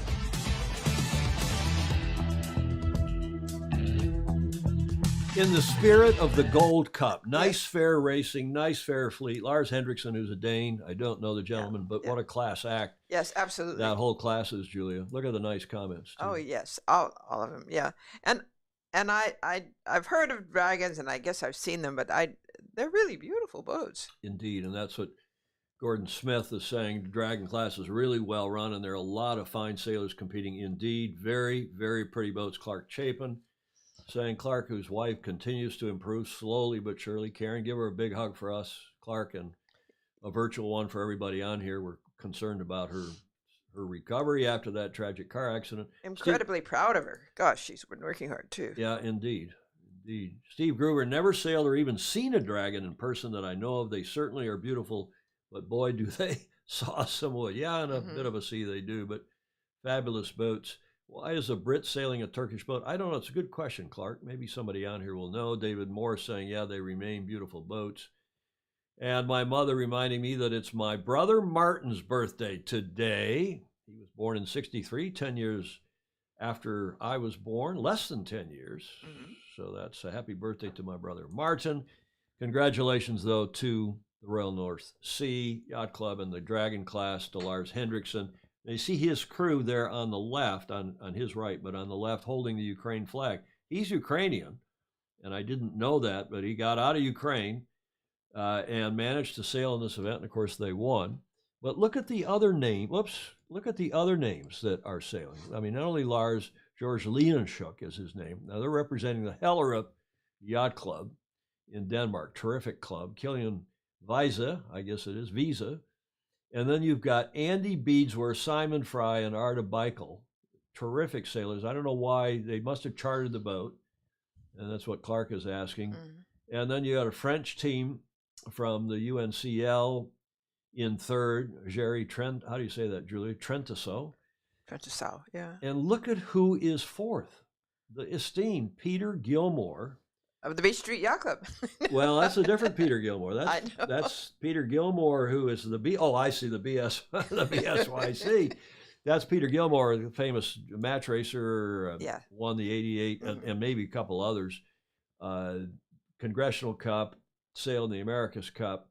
When he's got Yasuhiro Yaji, I guess hopefully that's close, and his son Sam Gilmore crewing for him. Nice. And then Torvar Mirsky, and they're sailing for Japan, they say, but Torvar Mirsky, of course, another Aussie, with Martin Vesterdahl and Fritjof Kleen of Star Class fame and the Star Sailors League, the Gold Cup, and so on. Wonderful event, terrific. Bravo Zulu to all of them and to the Yacht Club for pulling that out. Now, I have another cool thing here. It's a quick video, courtesy of Harkin, and they have a series of it's promotional for Harkin, but it's nice. They send out a camera crew, and they do what are called the Harkin blockheads, which is a focus more on younger sailors, and younger sailors using Harkin blocks, obviously, hence the name blockheads. Have a look at this very cool video in the Sabbath class at Long Beach Yacht Club. Hello, have you ever sailed a floating bathtub before? It's called a Sabbath! My favorite part about sailing a Sabbath is that, I don't know, it just feels kind of like agile. I like how kind of like squirrely it is. Well, it can point, but it just can't really hold that angle. It has a lee board instead of a center board. So, yeah, that's the lee board. I just like it because it's relatively easy compared to other boats, and also it's a single-handed boat. I don't really like sailing with other people. In sailing here, I get to see like my other friends from different yacht clubs around this area, which like really helps me connect with the other people. When it's like just you and you get to make the decisions on your own. Honestly, my favorite part about the Sabbath fleet is the fleet itself. It's pretty compact, just from San Diego to Long Beach, California. So you get to know pretty much everybody in your fleet, especially the really good ones, and you get to kind of speed test against them at regattas and to see how you're doing and who's improved and who hasn't. So I definitely like the community and how unique it is compared to like the Opties that are kind of the rest of the United States and all over the world as like the first starter boat. So I like the fleet for sure and all the uniqueness it has. We are Sweet Home, Alabama, and we are blockheads. Scotch Alabama. Sweet Home, Alabama. Where skies are so They're too young to know that. 100%. Sign up for blockheads now, today. Whatever, on your mom's computer, your dog's computer, your grandma's computer, your mom's phone, your $5 phone from Walmart, I don't know, whatever. Your Barbie phone, whatever. Just sign up. You know, we're lucky to have people like Alistair Murray with Ronstan, and I didn't have time to pull the Ronstan bridge to bridge race, and Alistair asked us if we'd run that just because it's such a cool event. Of course, he's down in Australia, but the local Ronstan group sponsors that. And I sent him some. You did. I saw that, but I'm going to run that in the show on Tuesday. I hope. But yeah, just look at those happy faces. Gordon Smith, how terrific! Who is that kid? Get him on the show. Good point, Clark. This is the kid at the end talking about his signing up on the phone or your computer. Or go to Walmart and buy one. Richard David Morris, who's down there, and he's at ABYC. This is right across from Long Beach Yacht Club. I spent all summer watching this year's juniors in Alamitos Bay, Long Beach Yacht Club. That was filmed at Long Beach Yacht Club. We like talking with the kids as we sail out to train. They have centerboards in Australia. Greg Phillips is saying, yeah, but those are the Sabbats that are down there in SoCal. And the Sabbats, actually, they're primarily in SoCal, and they're in lieu of Opties. Some kids sail Opties. And they also sail them up here, though. Yeah. Right? And KR learned to sail here in a Sabbat as well with a sideboard that his father built. That his father built in the garage. Yeah. And of course, it's an extreme. The boat's asymmetrical because it's got a lee board. It's got a lee board on one side. I guess on the starboard side. And it's a bit like learning to sail on a Sunfish. People wonder why so many good sailors come out of the Sunfish class because that boat is asymmetrical to the extent that the sail on starboard tack is billowed out, and then on port tack, that sail blows against the mast, and in a breeze upwind, you can actually point higher on port tack, and in light air, you want to be on starboard tack as much because the sail's not obstructed by the mast, at least the back of the sail is. Amazing. And these kids learning to sail in these boats, it's a real challenge. And maybe that's why so many good sailors as well come out of that class. Back on the Dragon for a minute, Alistair Murray down under saying Gordon Ingate, who I've sailed with a lot. He's come up to New York. He used to come up to New York Yacht Club race weeks and on the cruise. We have a good mutual friend in George Carmody. We sail together, and Gordon is just Wingnuts, his nickname. Fabulous sailor, and sailed the Cup, of course, for Australia in what? Gosh, it must have been in 70? Can't remember. I like an this. Aussie who sailed in the Munich Olympics, won the Australian Dragon Championship in 2018 at the age of 91, and he's now obviously 95 and still raising hell, I'm sure. What a terrific guy Gordon Ingate is. One of these guys we ought to get on the show too. Oh yeah, let's do before too much longer. Yeah. Gordon Smith also telling us that Hellerup Yacht Club was Paul Elfstrom's home club, and it's really a suburb of. In fact, KDY has one of their stations there in Hellerup, and if that's the right geography, Gordon Smith, but also Paul Ostrom's club. Gordon Smith also saying that Danish Crown Prince, who's now passed, and his father were dragon sailors. Yeah, lots of dragons at Royal Prince Alfred and other clubs in Oz. And David James saying that he sailed dragons when he lived in Hong Kong. They are great boats. Clark saying, yep, she is indeed progressing. That is his wife, Karen, albeit slowly. I'll give her a virtual hug for all of us, Clark. And thanks again, Clark, for being on the show. When we did that show in Michigan a week ago, Tuesday. Oh, yes. That was a fun show. I had a lot of nice comments. Thank you all for, and again, any of you, these walk-arounds that Peter Stevenson's doing, the reports that Alistair Murray's doing, not to say nothing of what John is doing, and others are. It's just, yeah. Gordon in the Gate has the best Alan Bond story. Gordon in Gate. Yeah, there's some great stories. He is a consummate. He's fiery in the boat. I'll tell you what. I'll tell you when we get him on. I'll tell you an in-gate story or two. Wingnut. But he's a fabulous sailor and a great guy. I know Wingnut before I knew his real name.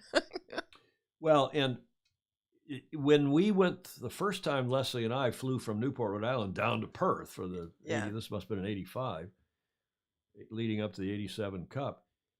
Gordon's kids, who live in Sydney, picked us up.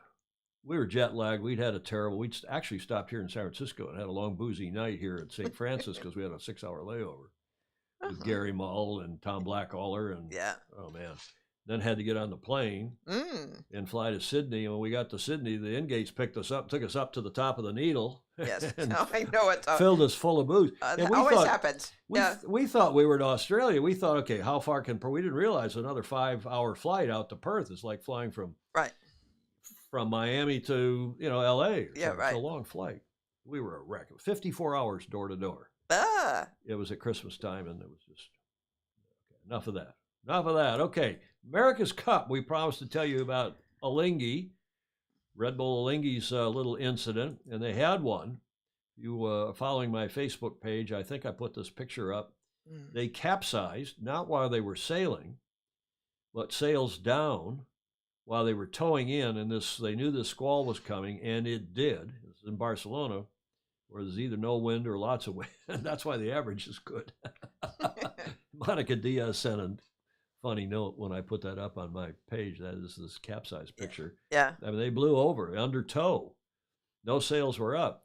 This is their report via Tip and Shaft today. Alinghi Red Bull Racing's Boat Zero's sailing day ended badly on Thursday.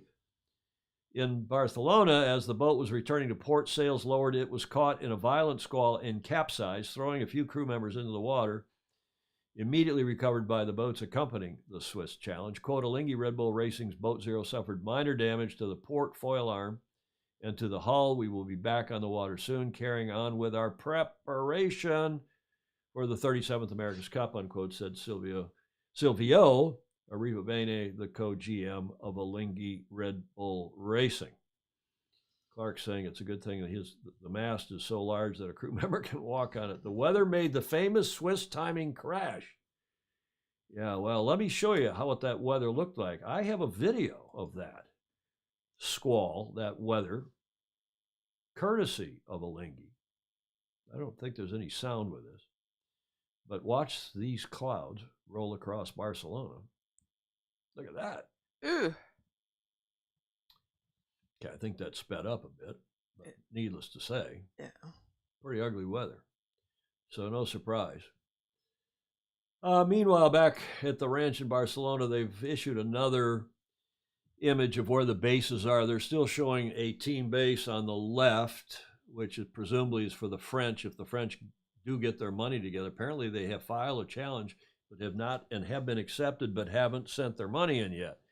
I heard, one hears, Julia, yes, that they're sponsored by some crypto gazillionaire. Oh, and when the market fell out of the crypto, when the bottom fell out of the crypto market, the bottom may have fallen out of the funding for this team. That could well be. The French team. I don't know that for sure, but that's what I'm told reliably, I think. Maybe it will come back. by a number of people. Well, It's mercurial. Crypto market didn't do so well today. I do not remember previous AC-75 capsizes, Stingray says, ever causing the hull damage they mentioned. Well, who knows? But merely a flesh wound, said the Black Knight. Ted Ryman, oh, by the way, I met up with a Fozy yesterday and today who flew in from Coronado, USA, Pamela Salisbury and her friend Vicky. Hi. To say hi to them, Ted, had a little tour of Cape Town with them. Nice. Ted good. Ryman has taken care of any Fozy He has. who ends up in Cape Town. He took care of the daughter of somebody who flew in. Yep. Right? Daughter and maybe husband. Clark Chapin, the squall, in the words of Lyndon, our long ago president, a great society president. Sometimes you just have to hunker down and take it like a jackass in a hailstorm. Julia. Clark's always good for a pithy comment. But one other story. They've got a 1-minute video, and they're the Alinghi Red Bull Racing, or Red Bull Alinghi Racing. What is it? Our Alinghi Red Bull Racing. I can see on that map, right? Yeah. Yeah. Alinghi Red Bull Racing. We'll get that down. ARB, like Ann Arbor. That's how I'll remember that. Okay. Alinghi Red Bull Racing. They're also issuing videos, 1 minute, quick, nice videos about their crew, about their team, and they've done another one today. Here it is. My name is Nicolas Charbonnier. I'm 40 and I'm living in Cran. My strength is reading the wind and try to put ourselves in the best position compared to the opponent on the racetrack. I love playing chess because it's all about thinking forward, having a plan, sticking to it, trying to beat your opponent, anticipating his next move. We are sailing on different boats. We're gonna do some regattas. We're also doing a lot of physical training. We're also working a lot with the designers, engineers. I think it's the best possible boat you can ever sail at the moment. So we're just craving for it. We've got a lot of jobs to do, but it's just a big family and we're just super proud of being part of it. Nice. Is that cool or what? Yes. Nicolas Charbonnier, I think is how you pronounce his name. Thanks to Alinghi. ARB, Alinghi Red Bull Racing. See, ARB. ARB. That's my mnemonic on how to remember that. Which yacht club is Alinghi Red Bull Racing sailing for this time? The mighty CNEB. Yes, Stingray, they are sailing for Club Nautico. No, they're not. They're sailing for SNG. Société Nautique Genève, not the Club Nautico Espagnol de Vela, which was the fake yacht club they made up, Julia. You I remember. Yeah. For the 2010 Cup, or after the 2007 Cup, which didn't stand in court. You know who that gentleman is on your big? Julie's got a big new monitor. I do. It's wonderful. Yes. You've got your laptop back so you can push your stuff around. It was Jody. Yeah, that's who he took care of. Was Jody Shields' daughter Carly in Cape Town. But you know who that gentleman is. This, of course, is Sir Russell Coutts, the CEO of Sail GP. And he's doing what I think is a cool thing, Julie. After each regatta, he's doing a little report to the media, in the media. Yeah. And obviously it's being drafted up by some. But look, having worked with Russell for a long time, he's very meticulous. You can draft something for him, and he will go through and mark it up to a fairly well. And you say, no, Russell, not like that, like this. Well, yeah, but I like it better this way. Or, okay, you can have your way. He's very, I'm sure, parsed and approved every word in these. And I'm just going to excerpt from it. This is Russell's report from Sail GP Copenhagen, the Rock Wool Sail GP Copenhagen. And he said, Copenhagen was an amazing venue. And from the fans' perspective, they seemed genuinely blown away by the racing. And there was a good crowd there. After racing was canceled on the first day due to light winds in the rain, we put a new 4-race. Remember they told us. Yes. Yeah. Remember they told us the first on Saturday that they were only going to do 3 races the next day, 2 fleet races, and then the winner take all 3 boat medal race, so podium race, so to speak. Well, they revised that overnight, and they ended up doing 4 races. They tightened up the format, shortened the races, made them all fit within the 2-hour TV window, and they got the 3 They got 3 fleet races and then the podium race after that, the medal race or podium race, whatever you want to call it. So he says they're going to try to do that in future. The format worked well, the last sentence of that top paragraph. We had less downtime between races and we had the perfect conditions to try it. Oh, good. So we'd like to adopt that format in future, particularly on the last day, but it obviously puts a pretty big strain on our shared services team, the one servicing the boats, for all the teams. We've known for some time that reducing the gaps between the races is a good thing for the audience, but it only works if we can keep all the teams racing. One of the big stories in Copenhagen, Russell said, was the return, of course, of Nathan Utteridge, who stepped into the driver role on board the Swiss boat. I was a little bit disappointed by the team's performance. They finished with a 7.75 fleet racing record. They were going great in practice racing, but that was in a steady onshore breeze, perfect conditions for a new team. When it came to the racing, it was windier than forecast, about 25 kilometers per hour, 13.5. See, they're putting knots in there, 13.5 knots with lots of gusts and lulls. Well done, Russell. Put those knots in there. With those conditions, you really need the team to be in sync with each other and capable of anticipating and reacting to changes quickly. That said, the team is looking much better towards the end of the day and will have learned a lot. It will take time, particularly in those conditions, for Nate to get the crew sorted, but they've got no better instructor to take them through that process. That's Bravo Zulu. Nice. Yeah. This was the first event in 6 where the Aussies haven't made the final. They had a last-minute crew change with wing trimmer Kyle Langford, who was with us in 13, swapped out for Ed Powies. And although Ed did an incredible job, it was pretty obvious they were missing the vital comms Kyle provides within the crew. Having said that, they still finished 4th, which is no disaster when you're missing one of your key players. I was surprised by how much the Kiwis dominated in Copenhagen. It's very difficult. I am not. Julie, we said on this show, I know. it's only a matter of time. Those guys maybe are still the best sailors in the world, and just stand by. They're going to be really good. And you know what? They are. They've won 2 in a row now. They're becoming good. And they're young. So he said that it's very difficult to have a repeat performance, and the conditions were a little different from Plymouth. So I wasn't picking them to win again. But when the news came through that Kyle Langford was out for the day, and with the British out of the running because of their damage, that changed things quite dramatically. While I'm not taking anything away from the New Zealand victory, you'd have to be cautious about overplaying their dominance in this last event. I also think one less boat on the starting line makes quite a big difference with more gaps and room, which must favor their late approach to the line. Okay, good point. Russell is keen. He's one of the brightest guys I know in the sport. Yep. Looking ahead to Saint-Tropez, which is next weekend, by the way. Ooh, good. I'd never underestimate Sir Ben, particularly when he's in the sort of mindset he's in right now, but he'll need to be at his best to beat a full-strength Aussie team and the Kiwis that are now growing in confidence and sailing their boat with an impressive steadiness. Now, when it came to the U.S. team, they sailed a very good first race, coming back from a very average start. They sailed through the fleet and ended up second, which was a very strong performance. I used to cross out his varies, by the way. Russell, we don't need another. Yeah, I want it in there. I thought that might have triggered the turning point for them, but then it started to go sideways, downhill. And after a few more errors, it just got worse. It's clear they've got a lot more thinking to do, especially when teams like the French and the Danes are coming in and performing much better than the Americans are. They need to up their game tactically, which several of you have been saying off the record to me, and also one of you in particular thinks their wing trimming is in flight control suspect.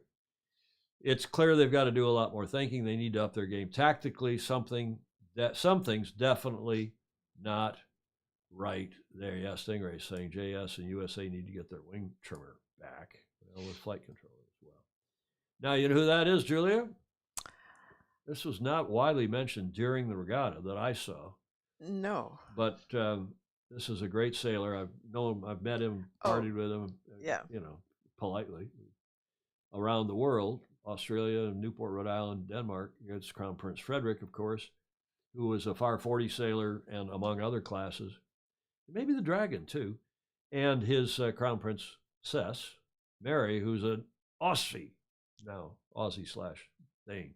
It was interesting when you know, she's out. Did you see before I put that lower third up? She's got an Aussie sail GP bib on, and he's got the Danish, and they sailed in some kind of an exhibition race on Sunday, and before they went live on TV and got a lot of publicity. That's nice. And they're nice people. Yeah. And it's interesting when they go, when he's in Australia, because she's from Australia and she's a fashion model, and you know, she's quite, I think, fashion model. She's quite attractive and smart and articulate. And she gets way more attention down there than he does. Our Aussie friends will confirm for us. It was nice that they were there. Mm-hmm. And then you got to hand it to the Kiwis. I say again, Julia, I know. I think they're going to be good, and they're going to be ultimately tough to beat in this league, and they're in second place now,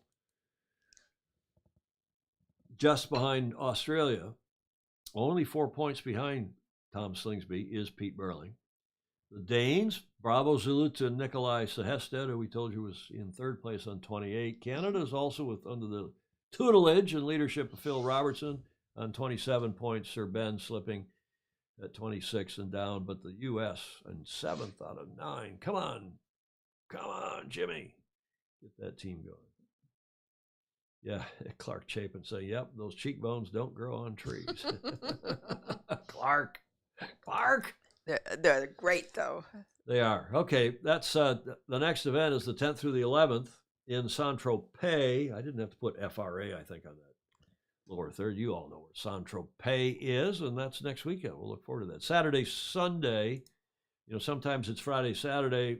Next weekend, the racing, there's practice racing Friday and then regular racing on Saturday and Sunday. That's the Sail GP report. And now we're to Jody Shields' correct or crutonic segment.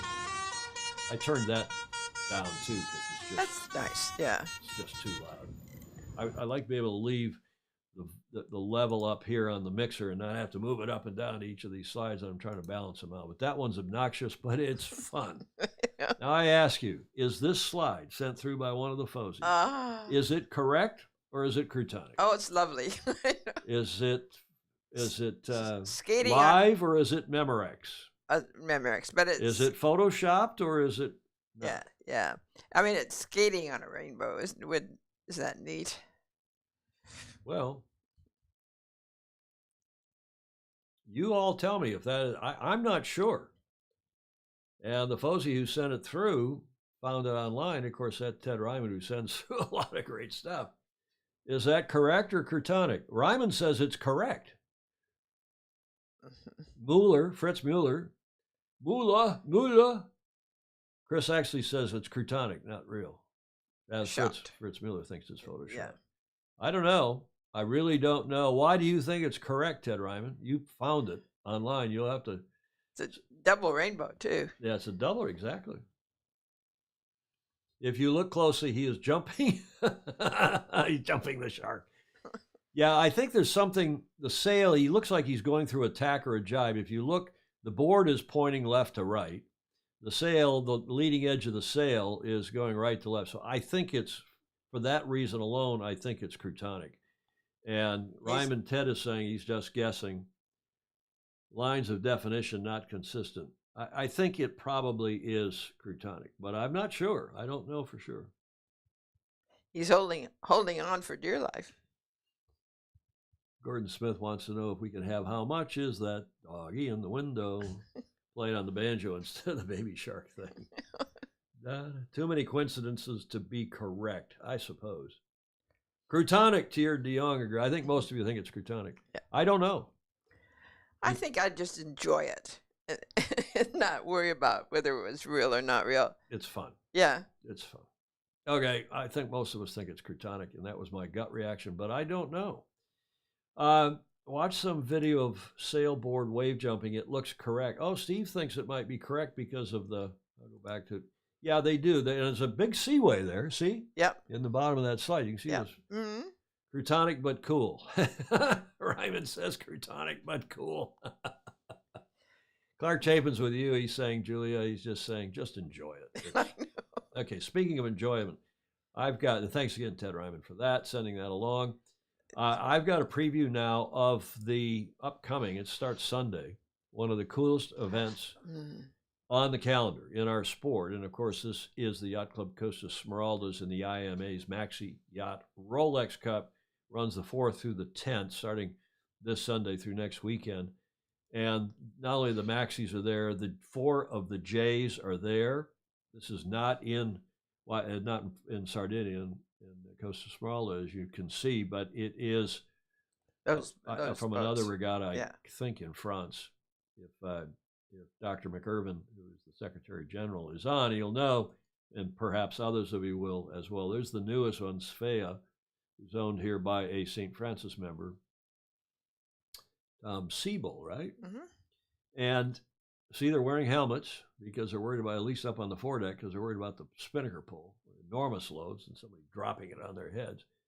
And this event has a preview video, another one of these, in which I'm wearing my green shirt. Yes. In honor of Rolex. Thank you. One of the best sponsors ever in our sport. Absolutely. And here's a nice video from them. The Maxi Yacht Rolex Cup, showcase for the fastest and most powerful monohull yachts. Sailing in one of the world's most beautiful and compelling nautical environments.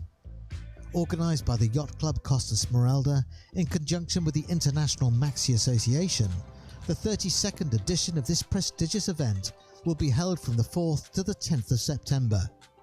An expected 50-strong fleet will engage in an intense 5-day racing program on Sardinia's magnificent Costa Smeralda.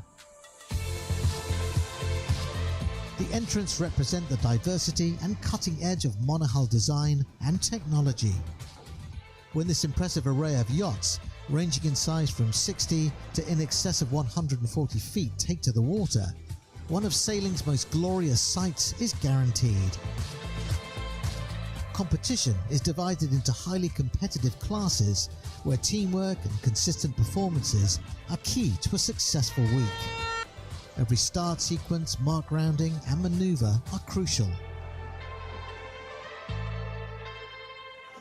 The event offers a platform for all-out racing machines crewed by leading professionals, as well as yachts duly conceived for both high-performance cruising and the rigours of competition.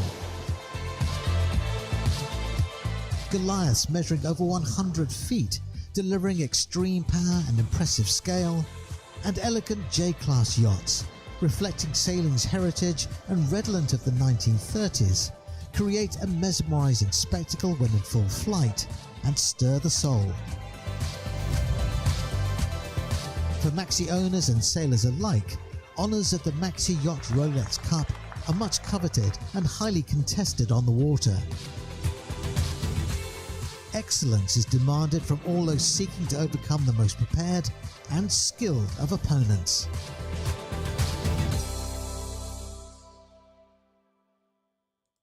Bravo Zulu. Oh, yes. And a beautiful preview of that regatta, that race, that series, that week coming up starting Sunday. And we'll look forward to some more videos, and maybe we'll get Dr. McIrvin on here if I can get something from him on Tuesday, because we have the Commodore New York Yacht Club coming on next Friday to preview. Well, they'll be underway for the new RS-21s sailing in that Resolute Cup, which qualifies American teams. It's American Yacht Clubs racing off to see who then gets invited to next year's Invitational Cup. Yeah, I think that, Ed Worley, that was Tom Whidden right at the end of that video with the trophy in his hand. I thought the same. Chris, actually, yeah, it was nice seeing Wendy Schmidt on I think you meant Deep Blue there. Yeah. Fabulous. Nice videos. Thank you, Rolex. Leave that up there for a moment and just thank them as one Yes, of indeed. the great sponsors, right, Julia? Absolutely. They're sponsoring the Big Boat Series here this month. Yes. This month in September. Yes, next week. It is indeed. That gets us to the D block. Julia, your favorite. You always love this. You can exercise your finger. And there's some exercising to do. Oh. I tell you what, I nixed some. There were some that were, frankly, over the top. If it's really funny, I don't care. However. Well, I think the Fozy are sending these in to test me, to see how far they can push me. Yes. But Whiskey Tango Foxtrot in the first one. is a political statement, but a clever one. Oh, you don't need to fight them. You just need to convince the pitchfork people that the torch people want to take away their pitchforks. So all of you on the more leaning to the political left will like that one. I just wanted to see we're ecumenical. You like that, Julia, or not? Huh? That's funny. Yeah. Thanks. Jim Palmer sent that. Wow. From the U.S. Julia, I should look at your expression. I thought this was really funny and really good, apropos all this craziness that's going on. Oh, Edward, I've dreamed of this day since I was a little boy. Yes. Uh-oh. Yeah. What? No, it's his face. What? His face Oh, says, yeah, he's got, uh-oh. You know who sent that? No. Ted Ryman. Who else? Of course. Exactly. And Ryman also sent this. A recent study found that the average golfer walks about 900 miles a year. Another study found golfers drink on average 22 gallons of alcohol a year, which means on average golfers get about 41 miles to the gallon. Kind of makes you proud. I almost feel like a hybrid. Yes. Huh? Yeah, it's good. I thought that was pretty good from Ted. Yep. Sheila regrets the passionate night she spent with a handsome ostrich she met on a trip to Paris. Okay. I dedicate that to my sister Ruth and her farm and my mother Jan Davis. They will think that is funny. Okay. That was from Graham Sweeney. That came in at the last minute. And then Julia, apropos what's going on down at Cape Canaveral, or not going on down at Cape Canaveral. And I got this from several of you.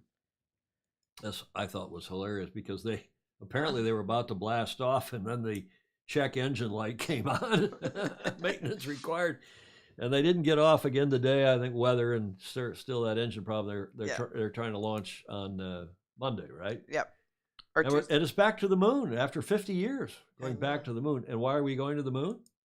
To get ready to go to Mars. Exactly right. I didn't know exactly, but I watched a segment this morning and thought, I guess that's right. It's easier to test all these systems when you're 2 or 3 on a planetary body. It's only 2 or 3 days away instead of 6 months away. 6 months to Mars and back. 6 months there and 6 months back. That's it for us. Gets us to the finish line. And thank you all for joining us. And we want to thank especially Ben Ramacher, who came out. Yes, he was from wonderful. Nova Scotia. Yeah. He was good. Julia, you're a witness. Yes. Take this opportunity to like, follow, and share. Lots of good stuff and news. Yeah, and do the next one. Comments are welcome too, especially in replay. And I encourage you to go back and look at them too. Yeah, I mentioned to Clark he should go back and have a look, because if you don't go back, I mean, people do comment afterwards, but you miss them going through. Yeah. As well, and it's fun to go back and look. Support us on Patreon, please. Give us a buck. I did manage to afford some razors, but you know they're expensive. My landlady was going to go on strike, or my co-host was going to go on strike. My landlady was going to amend the lease to say if you're not clean shaven, you can't live here. So, thank you. Support us on Patreon.com/join/Sailing Illustrated. Julia, final thoughts. No, just how wonderful this sport is. I love the community of it. We say that every time. Aren't we getting bored of saying that? Yes. But it's true. It's true. It's true. Yeah. Thanks, everybody. We really appreciate your coming. We hope you have a great, if you're here in North America, great Labor Day weekend. And we're off Monday, but we'll be back Tuesday with our regular show. In the meantime, sail fast, sail safe, and if you can, have fun. Indeed. Right? Indeed. Thanks. Ciao for now.